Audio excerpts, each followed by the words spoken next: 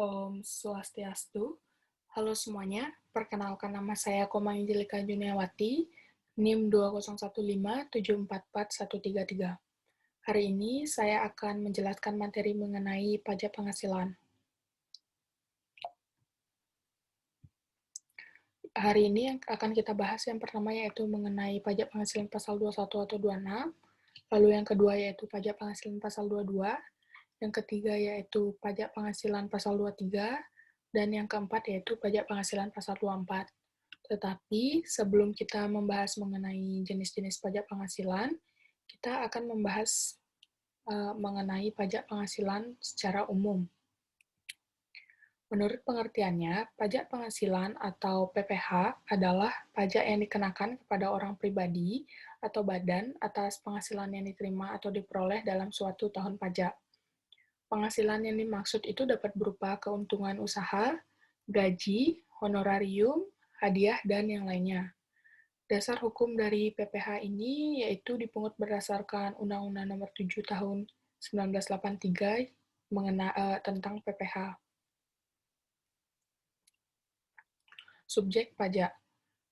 Yang pertama yaitu ada orang pribadi, yang mana orang pribadi ini bertempat tinggal atau berada di Indonesia maupun luar Indonesia. Lalu yang kedua yaitu ada badan seperti PT, CV, BUMN, BUMD, perseroan lainnya, firma, koperasi, dan lain-lain. Lalu yang ketiga ada bentuk usaha tetap atau BUT. Bentuk usaha tetap ini adalah bentuk usaha yang dipergunakan oleh orang pribadi yang tidak bertempat tinggal di Indonesia atau badan yang tidak berkedudukan di Indonesia yang menjalankan usaha atau kegiatan di Indonesia. Lalu ada dasar pengenaan pajak. Dasar pengenaan pajak ini ditentukan berdasarkan penghasilan bruto dikurangi biaya untuk mendapatkan, menagih, dan memelihara penghasilan termasuk biaya secara langsung atau tidak langsung berkaitan dengan kegiatan usaha seperti biaya pengembalian bahan, biaya sewa, biaya administrasi, biaya promosi, lalu ada penyusutan atas pengeluaran untuk memperoleh harta berwujud, iuran kepada dana pensiun yang sah, kerugian, dan piutang. Lalu di sini ada penghasilan tidak kena pajak atau kita singkat dengan PTKP.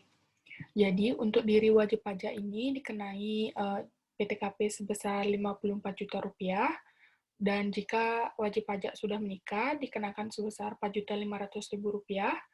Lalu jika ada tanggungan atau anak itu maksimal 3 orang itu dikenakan sebesar 4.500.000 rupiah. Nah, dan jika yang terakhir ya ini yaitu jika istri sudah bekerja akan dikenakan sebesar 54 juta rupiah. Lalu ada lapisan penghasilan kena pajak atau kita sebut dengan PKP. Nah, jika PKP ini dari 0 sampai dengan 50 juta, maka akan dikenai tarif sebesar 5%. Jika di atas 50 juta sampai dengan 250 juta, akan dikenakan tarif pajak sebesar 15%. Lalu di atas 250 juta sampai dengan 500 juta akan dikenai sebesar 25%, dan di atas 500 juta akan dikenai tarif pajak sebesar 30%. Nah, untuk pembahasan mengenai materi pajak penghasilan secara umum, sudah saya bahas, lalu kita akan membahas materi pajak penghasilan menurut pasal 21 atau 26. Menurut pasal 21, PPH pasal 21 adalah pajak atas penghasilan berupa gaji, upah, honorarium, tunjangan, dan pembayaran lain dengan nama dan dalam bentuk apapun sehubungan dengan pekerjaan atau jabatan, jasa, dan kegiatan yang dilakukan oleh orang pribadi subjek pajak dalam negeri. Ada objek pajak PPH pasal 21. Yang pertama yaitu penghasilan yang diterima atau diperoleh pegawai tetap, itu dapat berupa penghasilan yang bersifat teratur maupun tidak teratur. Lalu yang kedua yaitu ada penghasilan pegawai tidak tetap atau tenaga kerja lepas yang berupa upah harian, upah mingguan, upah satuan, upah industri, atau upah yang dibayarkan secara bulanan. Lalu yang ketiga yaitu ada imbalan kepada peserta kegiatan yang dapat berupa uang saku, uang representasi, uang rapat, honorarium, hadiah atau penghargaan dengan nama dan dalam bentuk apapun. Subjek PPh pasal 21. Jenis PPh 21 ini dikenakan pada wajib orang pribadi yang menerima penghasilan seperti penjelasan dari definisi PPh 21 tersebut, yang mana yang dikenakan itu seperti pegawai, bukan pegawai atau non-pegawai, penerima pensiun maupun pesangon, anggota Dewan Komisaris, mantan pekerja, dan peserta kegiatan. Pemotong pajak PPh pasal 21 itu bukan diri sendiri, tetapi melalui yang pertama itu ada pemberi kerja yang membayar gaji, upah, honorarium, tunjangan, dan pembayaran lain. Lalu yang kedua itu ada bendahara pemerintah yang membayar gaji, upah, honorarium, tunjangan, dan pembayaran lain sehubungan dengan pekerjaan, jasa, atau kegiatan. Lalu yang ketiga yaitu ada dana pensiun atau badan lain yang membayarkan uang pensiun dan pembayaran lain dengan nama apapun dalam rangka pensiun. Lalu yang keempat itu ada penyelenggara kegiatan yang melakukan pembayaran sehubungan dengan pelaksanaan suatu kegiatan. Nah, di sini ada contoh dari PPh pasal 21. Upin bekerja di PT Indomesari, ia digaji sebesar 8 juta rupiah per bulan. Upin belum menikah dan tidak memiliki tanggungan. Berapa PPh 21 terutang sebulan Upin? Jadi agar lebih menghitungnya kita lebih gampang, kita bulatkan ke gaji menggunakan 1 tahun. Jadi 8 juta kita kali 12 karena 1 tahun itu ada 12 bulan dan didapatkan sebesar 96 juta. Lalu kita cari biaya jabatannya itu 12 dikali 5% dikali 8 juta sama dengan 4.800.000. Nah, di mana kita mendapatkan 5% ini? 5% ini kita dapat itu karena kita dapat dari Peraturan Dirjen Pajak Nomor 31 Tahun 2009 yang mana biaya jabatan adalah 5% dari penghasilan bruto. Nah, jadi kita ikuti rumusnya, lalu kita kurangi ketika sudah mendapat hasilnya, kita kurangi, dan hasilnya yaitu 91.200.000. PTKP Upin adalah 54 juta. Kenapa? Karena Upin belum menikah dan tidak memiliki tanggungan. Jadi dia hanya seorang diri, jadi dikenakan 54 juta. Lalu untuk mencari PKP, 91.200.000 dikurangi 54 juta, maka akan didapatkan sebesar 37.200. Untuk tarif PPh 21 ini yaitu 5% dikali 37.200.000. Kenapa 5%? Karena di sini PKP Upin itu kurang dari 50 juta, yang mana 50 juta dikenakan tarif sebesar 5%, yaitu jadinya 1.860.000. Nah, jadi PPh 21 terutang Upin setahun itu sebesar 1.860.000. Nah, yang ditanya dari soal ini adalah berapa PPh 21 terutang sebulan Upin. Jadi, 1.860.000 kita bagi 12 dan didapatkan sebesar 155.000. Lalu berikutnya ada PPh pasal 26. PPh pasal 26 adalah pajak penghasilan atas penghasilan diterima atau diperoleh wajib pajak luar negeri dari Indonesia selain penghasilan usaha yang diperoleh melalui BUT di Indonesia. Objek PPh pasal 26 itu ada dividen, imbalan atau penghargaan, royalti, sewa dan penghasilan lain, bunga termasuk premium, diskonto dan imbalan, pensiun dan pembayaran berkala lainnya. Lalu ada subjek PPh pasal 26. Nah, subjek PPh pasal 26 ini dibagi menjadi dua kategori, yaitu yang pertama yaitu pengoperasian usaha di Indonesia, yang mana seorang individu yang tidak bertempat tinggal di Indonesia atau tidak tinggal di Indonesia lebih dari 1 tahun yang mengoperasikan usahanya melalui bentuk usaha tetap di Indonesia. Lalu kategori yang kedua yaitu memperoleh penghasilan dari Indonesia, yang mana seorang individu yang tidak bertempat tinggal di Indonesia atau tidak tinggal lebih dari 1 tahun di Indonesia yang menerima atau memperoleh penghasilan dari Indonesia. Pemotong pajak PPh pasal 26. Yang pertama yaitu pemberi kerja, yang terdiri dari orang pribadi dan badan, baik merupakan pusat maupun cabang dan perwakilan atau unit. Lalu yang kedua yaitu ada bendaharawan, yang ketiga yaitu ada dana pensiun, yang keempat ada BUT atau BUT, yang kelima ada penyelenggara kegiatan, dan yang terakhir yaitu ada wajib pajak orang pribadi. Ini adalah contoh dari pasal 26, yaitu Mr. Edward adalah wajib pajak luar negeri yang bekerja pada PT Sari Rasa Utama dengan memperoleh gaji bulan Oktober 2018 sebesar 7.500.000 dan bonus 5 juta. Nah, jadi jawabannya yaitu PPh pasal 26 atas gaji yaitu 20% dikali 7.500.000, yaitu yang dapat sebesar 1.500.000. Jadi dividen untuk gajinya itu sebesar 1.500.000. Di mana dapat 20%? Nah, jadi menurut pasal 26 itu karena Mr. Edward ini merupakan pegawai, itu dia mendapat tarif sebesar 20 tarif pajak sebesar 20% dikali penghasilan bruto. Sama juga dengan bonus. Bonus juga dikali 20%.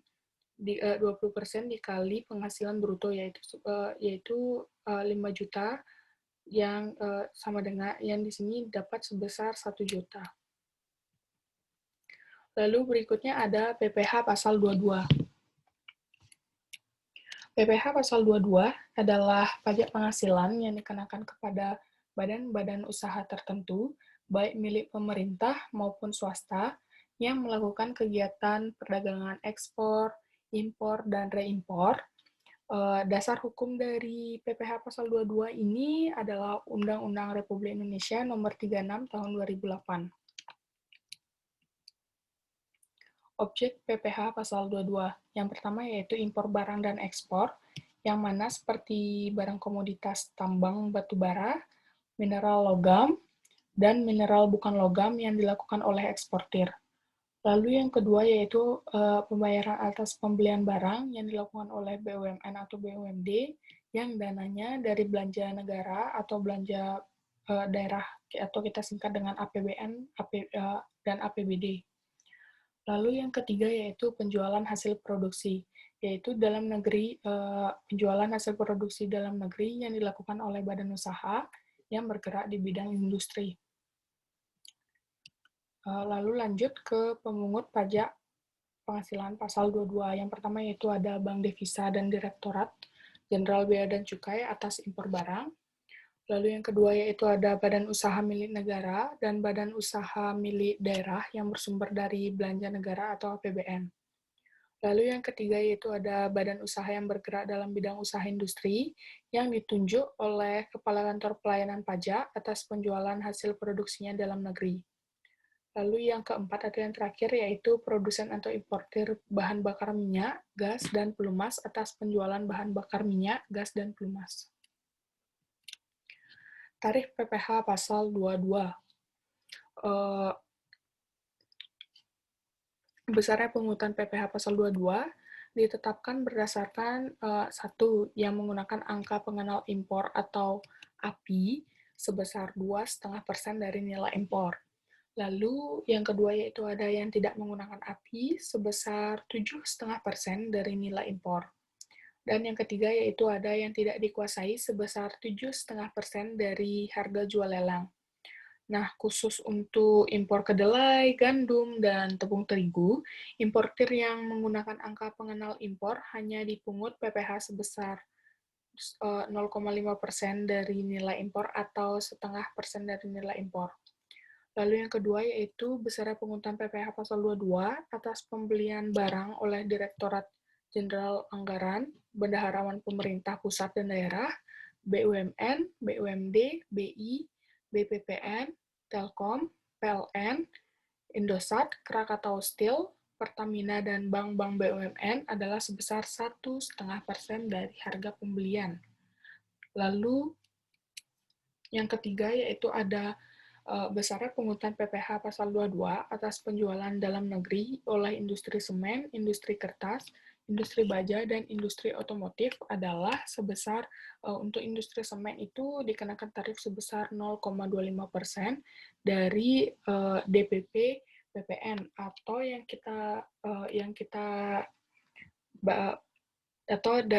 dari artinya yaitu dasar pengenaan pajak pertambahan nilai yang mana kita singkat dengan DPP PPN. Lalu yang kedua yaitu industri kertas yang dikenakan tarif sebesar 0,1% dari DPP PPN dan industri baja dikenakan tarif sebesar 0,3% dari DPP PPN yang mana industri baja ini yang tarifnya ini tidak bersifat final, jadi tidak final dan bisa berubah-ubah. Lalu yang keempat itu atau yang terakhir itu ada industri otomotif yang dikenakan tarif sebesar 0,45% dari DPP PPN. Lalu tarif PPh pasal 22 yang keempat ada besarnya pungutan PPh pasal 22 atas penjualan hasil produksi oleh Pertamina serta badan usaha lainnya yang bergerak dalam bidang bahan bakar minyak. Yang pertama itu ada premium, jenis bahan bakar premium yang dikenakan tarif untuk SPBU swasta sebesar 0,3% dari penjualan dan untuk SPBU Pertamina dikenakan 0,25% dari penjualan. Untuk solar, jenis bahan bakar solar dikenakan untuk SPBU swasta dikenakan sebesar 0,3% dari penjualan dan untuk SPBU Pertamina dikenakan sebesar 0,25% dari penjualan. Untuk jenis bahan bakar premix atau super TT, untuk SPBU swasta dikenakan 0,3% dari penjualan dan untuk SPBU Pertamina dikenakan 0,25% dari penjualan. Untuk minyak tanah, gas LPG, dan pelumas dikenakan untuk swasta tidak dikenakan tarif, tapi untuk SPBU Pertamina dikenakan tarif sebesar 0,3% dari penjualan. Lalu yang terakhir itu ada besarnya pungutan PPh pasal 22 oleh industri dan eksportir yang bergerak dalam sektor perhutanan, perkebunan, pertanian, dan perikanan atas pembelian bahan-bahan untuk keperluan industri atau ekspor mereka dari pedagang pengumpul adalah sebesar 0,25% dari harga pembelian dan itu tidak termasuk PPN. Contoh dari PPh pasal 22. PT Pertamina selaku produsen bahan bakar minyak, gas, dan pelumas menyerahkan bahan bakar minyak senilai 300 juta, itu tidak termasuk PPN, kepada non-SPBU. Maka berapakah PPh pasal 22 yang dipungut? Nah, jadi ini Pertamina menyerahkan bahan bakar minyak senilai 300 juta kepada Pertamina swasta. Jadi, seperti yang tadi sudah saya jelaskan bahwa PPh untuk SPBU swasta itu dikenakan tarif sebesar 0,3%. Jadi, PPh pasal 22 yang dipungut atas penyerahan bahan bakar minyak adalah sebesar 0,3% dikali 300 juta dan didapat sebesar 900.000. Maka, PPh pasal 22 yang dipungut adalah sebesar 900.000. Lalu berikutnya ada PPh pasal 23. PPh pasal 23 adalah pajak yang dipotong atas penghasilan yang berasal dari modal, penyerahan jasa, atau hadiah dan penghargaan, selain yang telah dipotong di PPh pasal 21. PPh pasal 23 yang dipotong selanjutnya disetorkan ke Bank Persepsi atau Kantor Pos 82 Giro menggunakan surat setoran pajak atau SSP. Subjek pemotong PPh pasal 23 yang pertama itu ada badan pemerintah, yang kedua ada wajib pajak badan dalam negeri, yang ketiga yaitu ada penyelenggara kegiatan, yang keempat ada BUT atau badan usaha tetap, dan yang kelima yaitu ada wajib pajak orang pribadi. Objek PPh pasal 23 yang pertama ada dividen, yang kedua ada hadiah atau penghargaan, yang ketiga ada royalti, sewa dan penghasilan lain, dan yang keempat yaitu ada bunga. Dasar pemotongan dan tarif PPh pasal 23. Dasar pengenaan dan besarnya tarif pungutan pajak penghasilan pasal 23 bagi wajib pajak yang memiliki NPWP itu dijelaskan dalam tabel di sini. Jadi objek pajaknya dividen badan usaha itu dikenakan tarif sebesar 15% dari penghasilan bruto dan sifat pungutannya ini tidak final. Lalu yang kedua itu ada dividen kepada WP, wajib pajak orang pribadi dalam negeri, dikenakan tarif sebesar 10% dari penghasilan bruto dan sifat pungutannya ini final. Lalu yang kedua itu ada bunga, termasuk premium, diskonto, dan imbalan sehubungan dengan jaminan pengembalian hutang, bunga deposito, tabungan, dan diskonto SBI yang lebih dari 7,5 juta, dan wajib pajak dalam negeri dan badan usaha tetap dikenakan tarif sebesar 20% dari penghasilan bruto. Ini sifat pungutan dari bunga deposito dan tabungan ini bersifat final. Lalu yang wajib pajak luar negeri dikenakan tarif sebesar 20% dari penghasilan bruto, dan ini sifatnya final. Diskonto surat pembenaran negara juga dikenakan tarif pajak sebesar 20% dari penghasilan bruto dan sifatnya final. Lalu yang ketiga yaitu ada royalti yang dikenakan tarif pajak sebesar 15% dari penghasilan bruto dan sifat pungutannya itu adalah final dan tidak dapat diganggu gugat. Lalu yang keempat yaitu ada hadiah dan penghargaan, selain yang telah dipotong PPh pasal 21. Jadi untuk hadiah undian ini dikenakan tarif sebesar 25% dari penghasilan bruto, dan sifat pungutannya adalah final. Lalu yang kedua yaitu ada hadiah atau penghargaan, dikenakan tarif sebesar 15% dari penghasilan bruto, dan sifat pungutannya ini tidak final. Lalu yang kelima yaitu ada imbalan sehubungan dengan jasa teknik, jasa manajemen, jasa konstruksi, jasa konsultasi, dan jasa lainnya. Selain yang telah dipotong pajak penghasilan, dikenakan tarif sebesar 2% dari penghasilan bruto, dan sifat pungutannya ini tidak final. Lalu yang keenam yaitu sewa dan penghasilan lain sehubungan dengan penggunaan harta. Selain sewa atau penghasilan lain yang telah dikenakan pajak penghasilan, dikenakan tarif sebesar 2% dari penghasilan bruto, dan sifatnya itu tidak final. Contoh dari PPh pasal 23. Tuan Charles adalah wajib pajak orang pribadi dalam negeri menerima dividen dari PT Sulusindo sebesar 15 juta. PT Sulusindo memungut PPh pasal 23% PPh pasal 23 atas pendapatan dividen Tuan Charles sebagai berikut. Nah, tadi sudah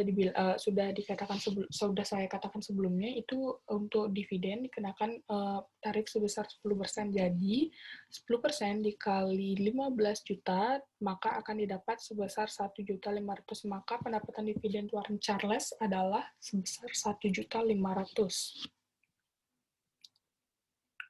Lalu yang terakhir adalah pajak penghasilan pasal 24.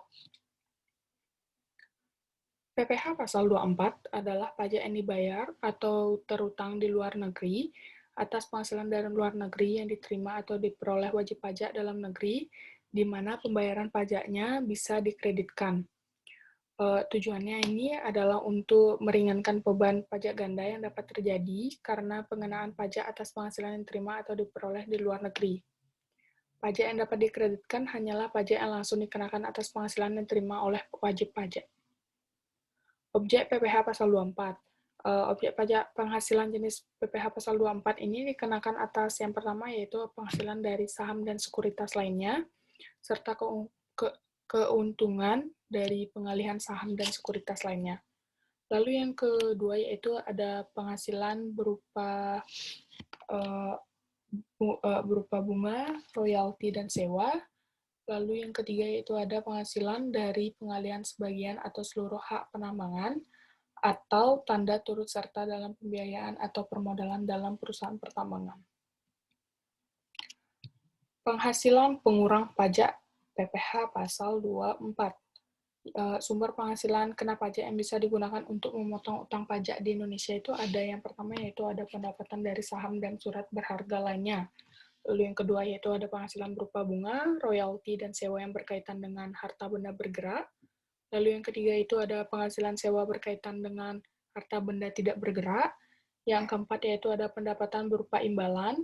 Yang kelima yaitu pendapatan dari BUT di luar negeri. Dan yang keenam yaitu keuntungan dari pengalihan aset tetap. Subjek PPh pasal 24.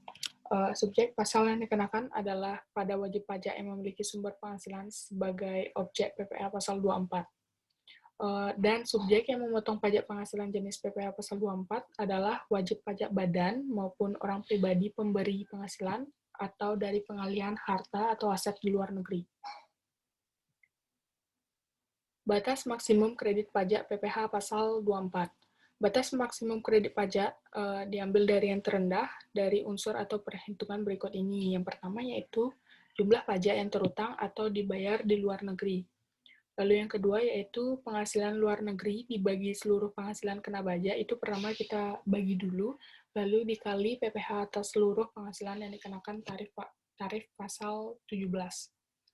Dan yang ketiga yaitu jumlah pajak yang terutang untuk seluruh PKP, dalam hal ini PKP adalah lebih kecil daripada penghasilan luar negeri. Ini adalah contoh dari PPh pasal 24. PT Senantiasa Abadi di Denpasar memperoleh penghasilan neto dalam tahun 2018 itu dalam negeri sebesar 1 miliar dari Jepang dan dikenakan tarif 30%, itu sebesar 1 miliar, dan dari Singapura dikenakan tarif sebesar 20%, yaitu 2 miliar. Yang dipertanyakan adalah hitunglah jumlah maksimum kredit pajak luar negeri. Yang pertama kita harus lakukan yaitu jumlah penghasilan luar negeri terlebih dahulu, yaitu Jepang dan Singapura, yaitu kita dapat sebesar 3 miliar. Lalu penghasilan dalam negeri sudah ada di sini, kita dapat sebesar 1 miliar. Lalu total penghasilan dalam dan luar negeri kita jadikan satu dulu, itu kita dapat sebesar 4 miliar. Nah, apabila jumlah penghasilan itu sama dengan PKP, maka sesuai dengan tarif pasal 17, pajak penghasilan yang terutang adalah dikenakan tarif sebesar 25%, yaitu 25% dikali 4 miliar, yaitu didapat sebesar 1 miliar. Jumlah pajak yang terutang atau dibayar luar negeri, yaitu yang Jepang dikenakan tarif sebesar 30%, dikali 1 miliar, sama dengan 300 juta, didapat sebesar 300 juta. Singapura dikenakan tarif sebesar 20%, dikali 2 miliar, dan didapat sebesar 200 juta rupiah. Batas maksimum kredit pajak luar negeri. Lalu kita cari batas maksimum kredit pajak luar negerinya. Untuk Jepang, itu dia kan tadi di soal itu ada 1 miliar.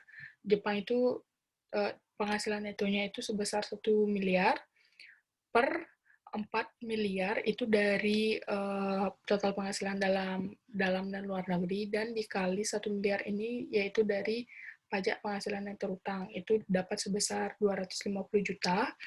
Dan untuk Singapura yaitu penghasilan netonya sebesar 2 miliar per 4 miliar dari total penghasilan dalam dan luar negeri dikali pajak penghasilan yang terutang yaitu sebesar 1 miliar, dan didapat sebesar 500 juta rupiah.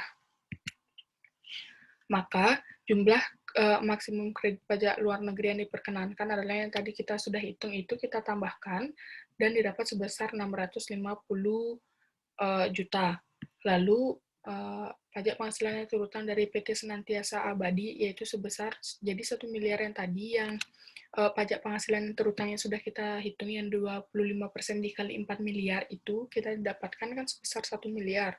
Lalu kita kurangi dengan jumlah maksimum kredit pajak luar negerinya yaitu sebesar 650 juta, dan didapat untuk pajak penghasilan yang terutang itu didapat PT Senantiasa Abadi itu didapat sebesar 350 juta rupiah. Baik, sekian dari penjelasan dari saya. Mohon maaf jika ada kesalahan dalam bertutur kata. Terima kasih dan Parama Santi. Om Santi Santi Santi Om.